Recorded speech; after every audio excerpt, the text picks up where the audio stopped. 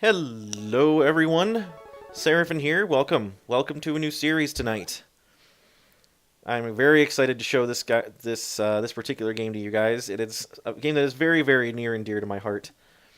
And rather than boring you with this silly intro sequence here, we're just going to get right into it. This, ladies and gentlemen, is, of course, the one, the only, the greatest, Mega Man X. I am an absolute massive fan of this game.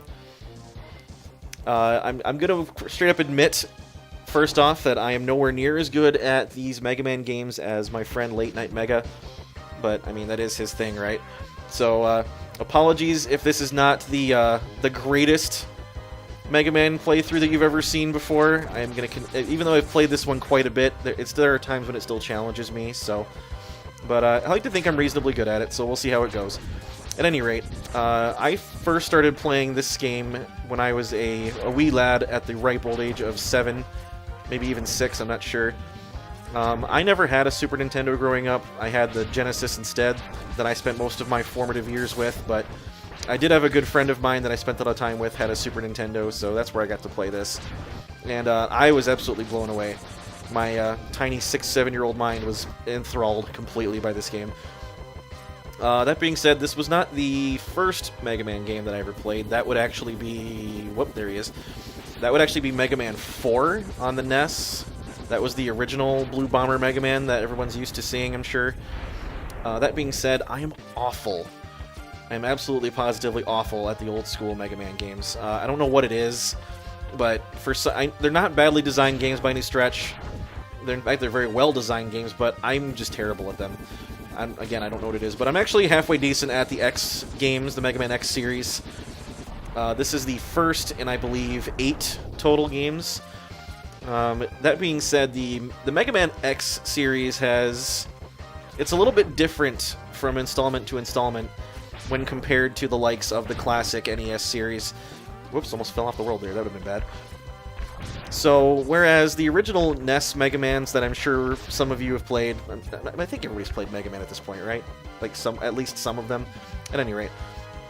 Where the old school NES ones were all pretty much the same in terms of graphical fidelity, and they were always the same concept. You play Mega Man, you fight 8 Robot Masters, you beat Dr. Wily, GG, right? Well, from one installment of the X series to the other, a lot of things are different, including the console. And that had a lot to do with how the gameplay changed.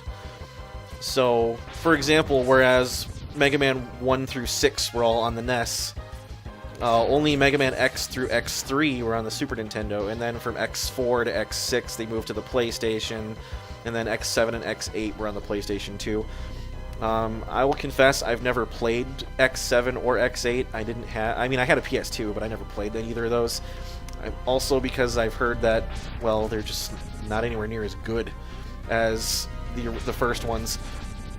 And I say first ones, I don't necessarily mean that they're all good. There's a couple of exceptions, but we'll get into that later. At any rate, this is the intro stage, and we're already going to fight the intro boss of this stage. Every Mega Man X game does this. There's like an intro stage with a little mini-boss that kind of gets you introduced to the environment that you're playing in.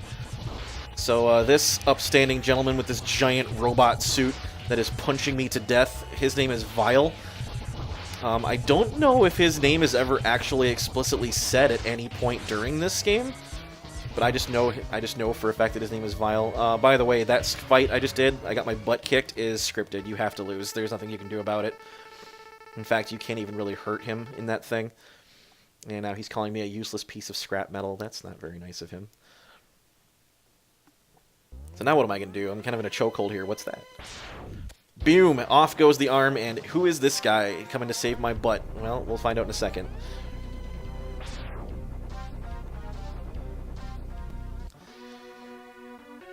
So this upstanding gentleman, we have X here that we're playing as, obviously, who is clearly not powerful enough to defeat anybody yet. This guy that we're talking to in red here with the massively awesome ponytail here is Zero. Zero is a good friend of X's. He's another robot. If that wasn't already obvious, X is a robot. This is Zero telling Mega Man, he's like, you really really shouldn't expect to beat anybody because you're not even like a war robot. Zero, by the way, totally is. He's absolutely designed for battle. X is not. That being said, X has a limitless potential, And we'll talk more about that as I get further in. I don't want to spoil everything. Or not spoil necessarily, but I don't want to get into that right now. I'll be here a while. But this is Zero basically saying, you know, if you use all the abilities that you were designed with, you'd be even stronger. And maybe even as powerful as me. Yeah, nice try. It's not true at all. He'll scout ahead and gather as much information on Sigma's fortress. Who is Sigma, you might be asking? Well, again, I'll talk more about that in just a minute here once we get through this little dialogue. I'll meet up with you when you get there. See you later. He doesn't tell us how to get there. That's alright. We'll figure it out. So that was the intro stage. We get a password screen that, you know, you don't see these very much anymore, but at any rate, let's move into it. So here we have the classic Mega Man style. We have 8 bosses that we need to defeat in any order we desire, thankfully. That's the typical formula. You always have the 8 Robot Masters. They were classically referred to as Robot Masters in the old school Mega Man games. In the X series, however, they are referred to as Mavericks. So, whereas in the old school Mega Man games, the bosses all had some kind of little attribute affiliated with them. So, like, you know, Fireman or Windman or Iceman, that kind of a deal. These, largely, the Mavericks are all based off of animals or something to that effect. So what we have here for our selection of 8 bosses, we'll start from the top here. We've got Launch Octopus. In fact, what I can do is click on this little guy here. This will give us their full name and their specifications. This is Launch Octopus. Here we have Chill Penguin, Flame Mammoth over here, Boomer Kawanger. So those of us who are wondering what in the crap is a Kawanger, it's actually a... I'm not sure if it's a mistranslation or just a really weird translation from Japanese, because this is a Capcom game. A Kawanger is short for, like, Kuwagata, which I guess is a way of saying a stag beetle in Japanese. So that's what he is. He's a stag beetle. So that's a Boomer Beetle is really what you can call him, I suppose, if you really wanted to. But Boomer Kawanger's here. Sting Chameleon is down here. He's fun. Spark Mandrill, one of my least favorite bosses in this game. Storm Eagle, my favorite boss in this game. And then finally we have Armored Armadillo. So we are going to be starting out... there's also a map option we can look at, too, if we wanted to see where their various levels are. We're going to be starting with Chill Penguin. He's by far the easiest, and also there's something in his level that we need. So we're going to go there first and take him down. We get the classic little introductory sequence with the same exact theme as the old school Mega Mans, and here's Chill Penguin himself. So his level takes place in the frozen tundra to the north. He's a penguin. If anything, it should be the frozen south, right? But that's all right. Six of one, half dozen of the other, I suppose. And we got for some reason there are bunnies here. I don't really know why there's bunnies in the frozen tundra. Let's grab that real quick.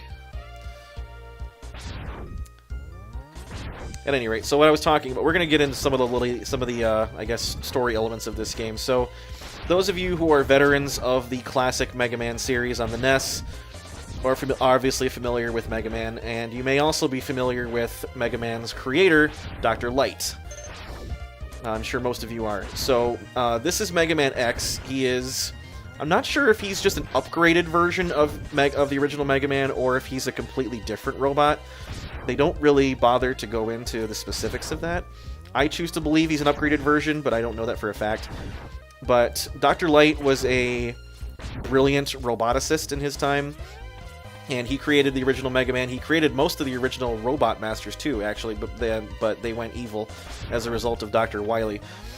But at any rate, so he built Mega Man X as well, and X is special because X is the first robot ever created that has the ability to think and make his own decisions, and he also effectively has emotions, technically speaking. Speaking of Dr. Light, he left behind these capsules. Well, here's the thing. Dr. Light was very old when he built Mega Man X, but he also wanted X to be, quote-unquote, tested to make sure that he wasn't going to go crazy and start killing everybody. So he left him in his laboratory in this capsule that was sealed to test him, to make sure that he wasn't going to go ballistic and start murdering everybody. But Dr. Light died before that process was finished, but he did leave behind these capsules so that he could still, for lack of a better term, communicate with X. Obviously, this isn't actually him, but these capsules are in all of the Mega Man X games, and they all have these holograms of Dr. Light that are talking to you. and I'm not sure if they're just like pre-recorded messages or if they're actually programmed with some measure of AI, because a lot of the ones in the later X games actually will talk to you, like have a conversation with your character that you're playing, as opposed to just having a message they're playing at, you know, ad nauseum, whatever. At any rate, this is not one of those cases. This is just a message saying that, you know, Dr. Light really wishes that X had been around in a peaceful time and he didn't want to have him have to fight, but obviously he programmed X with combat capabilities just in case. And he's explaining to him that he's hidden capsules like this all over the place, and if you find them, you'll be able to increase your power. Apparently beyond anything the world has ever known. I don't know why he didn't just build X with all these capabilities to begin with. Why he felt the need to hide all these upgrades all over the place in hidden places. It seems a little weird to me, but what the heck do I know? So he's explaining that this particular capsule, if we step inside, will receive an acceleration system to boost our speed, which is by far the most valuable upgrade that we receive. This is also the only capsule that is directly in your path. You actually cannot avoid this one.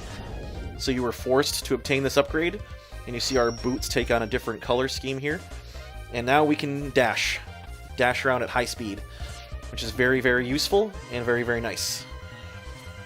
Not just for moving fast, but also for getting over or through obstacles that we otherwise might not be able to without it. So there are a total of 4 of those capsules hidden throughout this game. So not every level has one. Specifically, Chill Penguin has one, Storm Eagle's level has one, Flame Mammoth's level has one, and Sting Chameleon's level has one. So those will actually be the first 4 levels that we end up going to. And here we have a ride armor.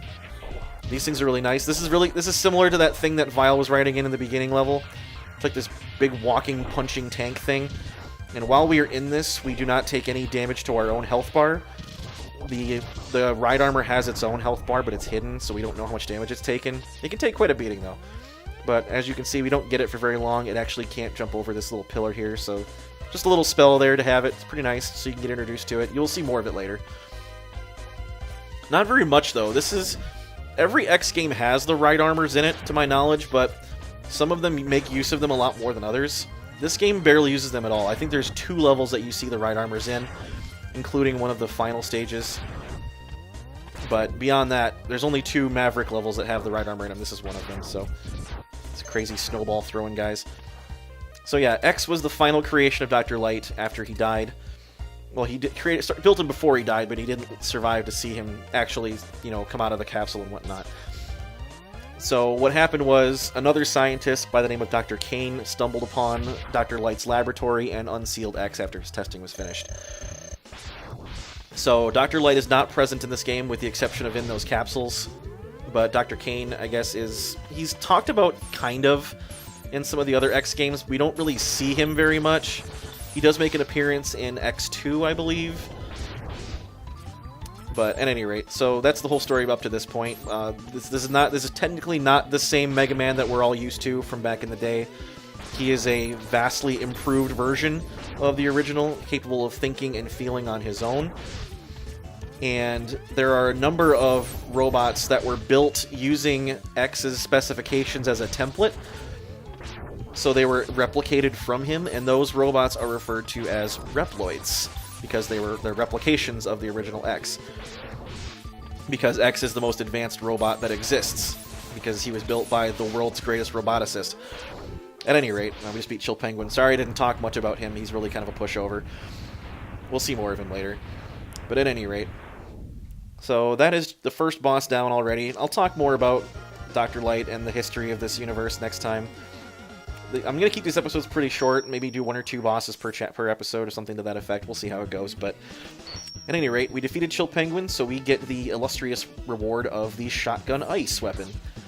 So just like the old school Mega Man games, you get unique weapons for beating all the bosses, and you can use those weapons to clear out other stages, defeat other bosses, and they have some fun little effects. But we will see more of that stuff in the next episode. So until that time, thank you very much for joining me on this introductory episode to Mega Man X. It's going to be a quick one. This game is not very long. Certainly, it might be a week or 2, and we can get it finished up and out of the way, but I love this game. It's one of my favorites, and I'm certainly happy to be playing it. So until next time, we'll get more into it. So I'll see you guys next episode. Until then, this has been Seraphin. Stay classy, internets.